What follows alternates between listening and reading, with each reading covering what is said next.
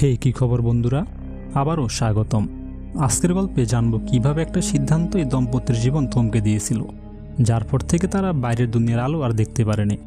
এর মাঝে আপনারা কে কোন জেলা থেকে দেখছেন কমেন্টে জানিয়ে যাবেন। আজ মায়া আর ববজির বিবাহবার্ষিকী। এই বিশেষ দিনটা সেলিব্রেট করার জন্য তারা একটা ছোট্ট ট্রিপে বেরিয়েছে। তাদের যাত্রার শুরুটা হচ্ছে বিশাল সমুদ্র থেকে, যেখানে তারা কিছুটা শান্ত সময় কাটাবে এবং তারপর তাদের পরের গন্তব্যের দিকে যাবে। কিন্তু এ সময় মায়ার চোখে দূরে সুন্দর একটা দ্বীপ পড়ে, যেখানে যেতে সে জেদ ধরল। যদিও ববজি প্রথমে যেতে চাইছিল না, কিন্তু স্ত্রীর ভালোবাসার কাছে হার মানল। সে বলল, আজ আমাদের স্পেশাল দিন, চলো নতুন কিছু এক্সপ্লোর করি। কিন্তু তারা বুঝতেই পারেনি যে এই সিদ্ধান্ত তাদের জীবনের গতি পুরোপুরি পাল্টে দেবে। ওরা নিজেদের ছোট্ট রাবারের নৌকাটির সমুদ্রে নামিয়ে সেই দ্বীপের দিকে যাত্রা শুরু করলো। কিন্তু দ্বীপে পা রাখতেই তারা বুঝতে পারলো, দূর থেকে যা সুন্দর দেখায় কাছ থেকে সবসময় তেমন হয় না। চারপাশ জুড়ে শুধু নীরবতা, বিরান ভূমি আর এক ধরনের ভুতুরে পরিবেশ। মায়া বলল, এত দূর এসে পড়েছি, একবার ঠিকমতো ঘুরে দেখি, না হলে এতটা আশাটাই বৃথা হবে। তারা চারপাশটা ঘুরতে লাগলো। হঠাৎই তারা কয়েকটা পুরনো মরিচা ধরা যন্ত্রপাতি দেখতে পেল। দেখে তাদের মনে হলো হয়তো বহু বছর আগে এখানে ব্যবসায়ীরা বড় বড় জাহাজ নিয়ে আসতো, অথবা হয়তো কোনো বৈজ্ঞানিক পরীক্ষা নিরীক্ষা চলতো। তুমি কি মনে করো? তারা দ্বীপের সবচেয়ে উঁচু জায়গায় উঠে কয়েকটা ছবি তুলল। কিন্তু তখনই ববজি লক্ষ্য করলো যে আকাশ ধীরে ধীরে কালো হয়ে যাচ্ছে। তার মনে সন্দেহ হলো, এটাকে কোনো বড় ঝড়ের লক্ষণ। ববজি বেশি ঝুঁকি না নিয়ে দ্বীপ থেকে বেরিয়ে যাওয়ার সিদ্ধান্ত নিল। তারা দ্রুত নৌকাটি পানিতে নামালো। কিন্তু তখনই ঝড় শুরু হয়ে গেল। সামুদ্রিক ঢেউ ভয়ঙ্করভাবে তাণ্ডব চালাচ্ছে। এখন যদি তারা আর কিছুক্ষণ পানিতে থাকে তাহলে বেঁচে যেতে পারে। তাই তারা সিদ্ধান্ত নিল আপাতত দ্বীপেই ফিরে যাবে। রাতের জন্য তারা একটা ছোট্ট আশ্রয় বানিয়ে নিল এবং অল্প আগুন জ্বালিয়ে সারা রাত কাটালো। কিন্তু পরের সকাল তাদের জন্য আরো ভয়ঙ্কর বিপদ নিয়ে এলো। যখন তারা সমুদ্রের দিকে তাকালো, দেখলো তাদের নৌকাটি কোথাও নেই। মায়ার সন্দেহ হলো হয়তো ববজি তাড়াহুড়ো করতে গিয়ে নোঙর ঠিকমতো ফেলতে ভুলে গেছে। কিন্তু ববজির দৃঢ় বিশ্বাস ছিল সে নোঙর ফেলেছিল। ওরা ভাবলো হয়তো গত রাতের ভয়ঙ্কর ঝড়ে নৌকাটি ভেসে গেছে। তারা দ্রুত দ্বীপের চারপাশ ঘুরে নৌকাটি খুঁজতে শুরু করলো। কিন্তু অনেক দূর পর্যন্ত গিয়েও তারা কোনো খোঁজ পেল না। ববজি বুঝতে পারলো হয়তো মায়ের আশঙ্কায় সত্যি। তারপরও সে হাল ছাড়ল না এবং দ্বীপের চারপাশে খুঁজতে লাগলো। এমন সময় সে লক্ষ্য করলো তাদের ছোট্ট নৌকাটির ডিজেল প্রায় শেষ। তাই সে ইঞ্জিন বন্ধ করে দিয়ে দাঁড় টেনে নৌকা চালাতে লাগলো। অবশেষে তারা সিদ্ধান্ত নিল সমুদ্রে বেশি দূরে যাওয়া বিপজ্জনক। তাই আবার দ্বীপেই ফিরে এসে কারো সাহায্যের জন্য অপেক্ষা করা ভালো। এখন তাদের ক্ষুধা ও তৃষ্ণা তীব্র হয়ে উঠেছে। নিজেকে বাঁচিয়ে রাখার জন্য এটাই সবচেয়ে বড় লড়াই। ওরা দ্বীপের সবচেয়ে উঁচু পাহাড়ে উঠে আশেপাশে কোনো সাহায্যের সম্ভাবনা আছে কিনা দেখলো। কিন্তু দূর দূর পর্যন্ত শুধু বিরান ভূমি আর গভীর নীরবতা। হ্যাঁ, ঠিক তখনই তারা দেখতে পেল একটি পাথরের ফাঁক থেকে স্বচ্ছ পানি ধরছে। সেই পানি খেয়ে তারা 2 দিনের তৃষ্ণা মিটিয়ে নিল। পানির কাছেই কয়েকটা শামুকও ছিল, সেগুলো খেয়ে তারা কিছুটা শক্তি ফিরে পেল। তারপর ববজির মাথায় একটা বুদ্ধি এলো। যদি সত্যি তাদের উদ্ধার হতে হয়, যদি তারা চায় যে এখানে আসা কোনো নৌকা তাদের দেখতে পায়, তাহলে তাদের একটা SOS সংকেত তৈরি করতে হবে। তারা সাথে সাথে সেই কাজে লেগে গেল। আশেপাশের কাঠ দিয়ে বড় করে SOS লেখা তৈরি করলো। কিন্তু ফোন বা অন্য কোনো মাধ্যম না থাকায় তারা কাউকে ডাকতে পারছিল না। এখন তাদের যা করার তা হলো অপেক্ষা। এটা 1 মাসের জন্য হোক বা 1 বছরের জন্য বা হয়তো সারা জীবনের জন্য, ওদের অপেক্ষা করতেই হবে। কিন্তু লড়াই ছাড়া বেঁচে থাকা সম্ভব নয়। যদি হাল ছেড়ে দেয় তবে মৃত্যু নিশ্চিত। এই কারণেই তারা পুরনো ধ্বংসপ্রাপ্ত একটা কুঁড়েঘর থেকে কিছু পুরনো ক্যান নিয়ে নিল, যাতে পানি জমিয়ে রাখা যায়। এভাবেই একদিন খোঁজাখুঁজির সময় ববজি পাহাড়ের চূড়ায় পৌঁছে দেখতে পেল 3টি কবর, যা প্রমাণ করে এখানে আগে কেউ ছিল বা হয়তো তারাও এখানে মারা গেছে। এটাও সম্ভব হয়তো তারাও একইভাবে এখানে আটকে পড়েছিল। সময় ধীরে ধীরে কেটে যাচ্ছিল, দিন থেকে রাত, রাত থেকে আবার দিন, কিন্তু কিছুই বদলাচ্ছিল না। খাবারের ঘাটতির কারণে তারা প্রচণ্ড দুর্বল হয়ে পড়ছিল।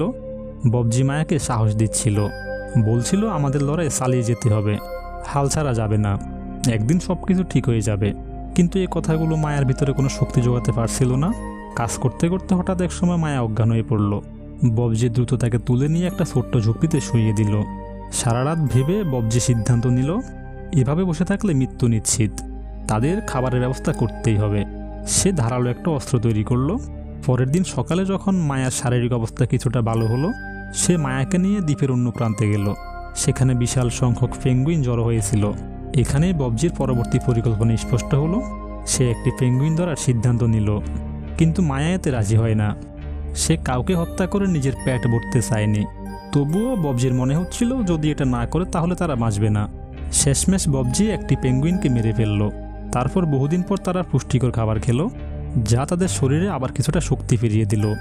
ধীরে ধীরে তাদের জীবনে কিছুটা স্বস্তি ফিরে এলো। এখন তাদের হাতে খাবারও আছে, পানিও আছে। কিন্তু এই সুখ বেশি দিন টিকল না, কারণ যখন প্রতিদিন কোনো সাহায্যের অপেক্ষা করতে হয় তখন সময়টা কাটার মতো বেদনা দেয়। যদিও খাবার পানি সবই আছে, তবু অন্যের সাহায্যের আশা প্রতিটি দিন তারা কাটিয়ে দেয়, কিন্তু কোনো ফলাফল আসে না। শেষমেশ তারা আবার সেই জায়গায় ফিরে গেল যেখানে তারা আগে গিয়েছিল। কিন্তু এবার সেখানে পৌঁছে চারপাশের গভীর নীরবতা দেখে ওদের ভয় আরও বেড়ে গেল, কারণ এখন আর একটি পেঙ্গুইনও দেখা যাচ্ছিল না। এটা মায়াকে ভিতর থেকে পুরোপুরি ভেঙে দিল। মনে হচ্ছিল তারা আবার সেখানেই ফিরে এসেছে যেখান থেকে সবকিছু শুরু হয়েছিল। একই কষ্ট আবার তাদের ঘিরে ধরল। তখন মায়া বলল, আমাদের আবার সমুদ্রে নামা উচিত। হয়তো কোনো জাহাজ পাশ দিয়ে যাবে আর আমাদের দেখে সাহায্য করবে। কিন্তু ববজি তা মানতে নারাজ, কারণ সমুদ্রে না আছে খাবার, না সঠিক দিক জানা সম্ভব, আর ভয়ানক ঝুঁকিও আছে। কমপক্ষে দ্বীপে থাকলে কিছুটা নিরাপদে আছেন তারা। কিন্তু মায়া ভীষণ ভয় পেয়েছে। তার মাথায় বারবার ঘুরছে যদি সে অসুস্থ হয়ে পড়ে অথবা ক্ষুধে মারা যায় তবে। ঠিক তখনই হঠাৎ তারা দূরে একটি জাহাজের আলো দেখতে পেল। তারা দৌড়ে সমুদ্রের তীরে গেল এবং চিৎকার শুরু করলো। কিন্তু যেমন ছাদের মানুষ পৃথিবীর দিকে তাকিয়ে চিৎকার করে তবুও আমরা শুনতে পাবো না, তেমনভাবেই ওই জাহাজও ওদের শুনতে পারল না। যদি তারা আগে থেকে আগুন জ্বালাতো বা ধোঁয়া তুলতো হয়তো জাহাজের লোকেরা দেখতে পেত। তখন মায়া আগুন জ্বালানোর চেষ্টা শুরু করলো, কিন্তু ততক্ষণে ববজি ছোট্ট নৌকাটি নিয়ে সমুদ্রে নেমে পড়ল। তার উদ্দেশ্য ছিল জাহাজের কাছে পৌঁছে যাওয়া, যাতে তারা তাকে দেখে সাহায্য করে। মায়া চিৎকার করে বলছিল, ফিরে এসো, ওখানে ভয়ঙ্কর বিপদ আছে। সে ভাবলো এই সুযোগ হাতছাড়া করলে হয়তো আর কোনোদিন আসবে না। সে দ্রুত নৌকা চালাতে লাগলো, কিন্তু কিছু দূর যেতে যা হওয়ার তাই হলো। নৌকার জ্বালানি ফুরিয়ে গেল, নৌকা মাঝ সমুদ্রে থেমে গেল। সে অনেকটা দূরে চলে এসেছিল, কিন্তু জাহাজের কাছাকাছি পৌঁছাতে পারেনি। অর্থাৎ তার চোখের সামনে বাঁচার শেষ আশাটুকু ভেঙে গেল। মায়া তীরে দাঁড়িয়ে সামনের জন্য অপেক্ষা করছিল, কিন্তু ববজি আর ফিরল না। এতে মায়া পুরোপুরি ভেঙে পড়ল। সে বুঝতে পারছিল না এখন একা সে কী করবে। অবশেষে কোনো উপায় না দেখে সে আবার কুঁড়ে ঘরে ফিরে গেল। পরদিন সকালে হঠাৎ দরজায় কেউ কড়া নাড়ল। মায়া দরজা খুলে দেখল সামনে ববজি। আহত অবস্থায় সে তাকে শক্ত করে জড়িয়ে ধরল, ভেতরে নিয়ে এলো। ববজি বলল, ফেরার পথে বিশাল ঢেউয়ের ধাক্কা সামলাতে না পেরে নৌকা ডুবে গিয়েছিল। আমি একটা পাথরে আশ্রয় পড়ি, আর এতে আমার পা গুরুতর জখম হয়। তবু আমি হাল ছাড়িনি, কোনো রকমে ফিরে এসেছি। এখন ক্ষত থেকে প্রচণ্ড ব্যথা হচ্ছিল, তাই মায়া একটি ছুরি গরম করে ক্ষতস্থানে আগুনের সাহায্যে রক্তপাত বন্ধ করার চেষ্টা করল। যন্ত্রণায় ববজি অজ্ঞান হয়ে গেল। মায়া বুঝলো এখন থেকে সমস্ত দায়িত্ব তার কাঁধেই। খাবার, পানি সবকিছুই তাকেই সামলাতে হবে, কারণ ববজি কিছুদিন আর হাঁটতে পারবে না। পরদিন যখন ববজির জ্ঞান ফিরল, সে বলল, আমি এটা ইচ্ছা করে করিনি, আমি জানতাম তোমার জন্য জীবন আরও কঠিন হয়ে যাবে। কিন্তু মায়া তাকে সাহস দিল, এমন কিছু হবে না, আমি সব সামলে নেব। ধীরে ধীরে দিনগুলো আবার কেটে যেতে লাগলো। এভাবেই তারা একে অপরের ভরসায় 1 মাসেরও বেশি সময় এই বিরান দ্বীপে কাটিয়ে দিল। এই জন্যই আমি শুরুতে বলেছিলাম একটা সিদ্ধান্ত ওদের সময়কে থামিয়ে দিয়েছিল। একদিন মায়া বাইরে কিছু জোগাড় করতে গিয়ে লক্ষ্য করল শীতকাল এগিয়ে আসছে, দূরের পাহাড়গুলো বরফে ঢেকে যাচ্ছে, মানে বিপদ আরও বাড়ছে। তাই সে স্বামীকে বলল, আমাদের এই জায়গা ছেড়ে চলে যেতে হবে। কিন্তু ববজি বলল, আমি হাঁটার মতো অবস্থায় নেই।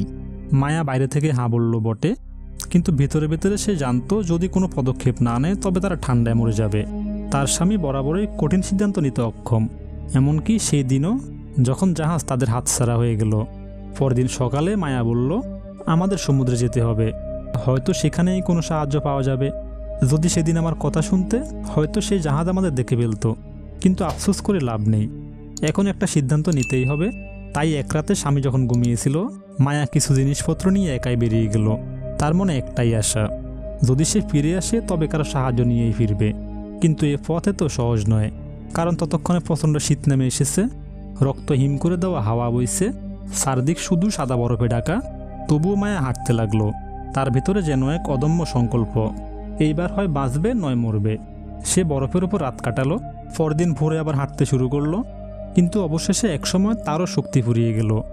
মায়া তখন বরফের উপর তার হাত মুখে লাগিয়ে চলতে লাগলো, যাতে তার চোখ খোলা থাকে এবং সে চলতে পারে। কিছু দূরে সে একটি লাল রঙের ভবন দেখতে পেল, হয়তো সেটা কোনো গবেষণা কেন্দ্র অথবা মায়ার জীবনের নতুন আশ্রয়। দৌড়ে ভিতরে ঢুকলো, কিন্তু সেখানে কেউ ছিল না। কিন্তু খাবার এবং উষ্ণ কাপড় ছিল প্রচুর। প্রথমেই সে নিজেকে পরিষ্কার করলো, তারপর পেট ভরে খেলো। এবং আশেপাশে ঘুরতে লাগলো মানুষ আছে কিনা দেখার জন্য, কিন্তু কোনো লোক ছিল না। কিন্তু হ্যাঁ, সেখানে একটি স্নোবোর্ড ছিল। মায়ার মনে যেন নতুন জীবন ফিরে এলো। সে দ্রুত কিছু খাবারের সামগ্রী জোগাড় করলো এবং আবার ঝুপড়ির দিকে বের হলো, যেখানে পৌঁছানোর সময় অন্ধকার নেমে এলো। যখন সে ঝুপড়িতে পৌঁছালো, দেখলো একটি ভয়ঙ্কর জ্বর পুরো ঝুপড়িটি ধ্বংস করে ফেলেছে। ঝুপড়ির নিচে তার স্বামী চাপা পড়ে আছে, পুরো শরীর জমে গিয়েছে। মায়া দ্রুত তাকে বের করলো, নৌকার দিকে নিয়ে গেল এবং তারপর গরম কাপড় দিয়ে ঢেকে দিল। ধীরে ধীরে সময়ের সাথে তার শরীর উষ্ণ হতে লাগলো এবং সুস্থতা ফিরে এলো।